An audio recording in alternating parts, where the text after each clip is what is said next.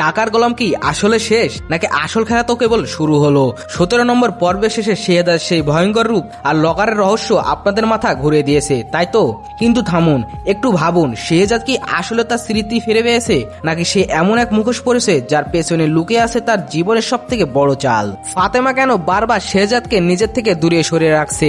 আমরা সবাই জানি ফাতেমা শেহজাদকে ফিরে পাওয়ার জন্য রশাদকে বিয়ে করেছিল, কিন্তু এখন যখন শেহজাদ সুস্থ, তখন সে কি আর ফাতেমার জন্য বৈধ স্বামী? মায়ের মনে সে লুকিয়ে থাকা ভয় আর ফাতেমারে গিল্ট্রিল শেহজাদ যদি জানতে পারে তার অনুপস্থিতিতে তার স্ত্রীর অন্য কোথাও বিয়ে হয়েছিল, তবে এই শহরের রক্তের বন্যা বয়ে যাবে না তো? এদিকে বিজনেসের টেবিলে শেহজাদ চৌধুরী বুঝিয়ে দিল যে সে কি জিনিস। পিস্তল টেবিলে রেখে পার্টনার খোঁজার সে হারহিম করা দৃশ্য তো কেবল একটা টেলার ছিল। আসল টুইস্ট হলো সেই ড্রাইভার যাকে চাপা দিতে পাঠানো হয়েছিল। সে মুখ খুললে কার মুখোশটা সবার আগে খুলবে? 26 সাহেব কি সত্যি শেহজাদের বিশ্বস্ত, নাকি সেই আড়াল থেকে সুতো নাড়ছে? আর হ্যাঁ, শেষ দৃশ্যে দুবাইয়ে সে ফোন কল ইবনে খলিফ যখন শেহজাদের অনুপস্থিতিতে তার চেয়ার দখল করেছে, তখন শেহজাদের স্পষ্ট হুঙ্কার, আমার জিনিস আমি বেঁচে থাকলেও আমার, মরে গেলেও আমার।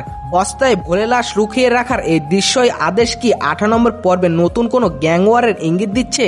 92 লকারের চাবিটি কার হাতে যাবে? মা কি শেহজাদকে সব সত্যি বলে দেবে, নাকি আরো বড় কোনো বিপদ ঘটিয়ে আসছে? 18 নম্বর পর্বে টাকার গোলামের এমন এক রূপ দেখতে যাচ্ছেন যা আপনি স্বপ্নেও ভাবেননি।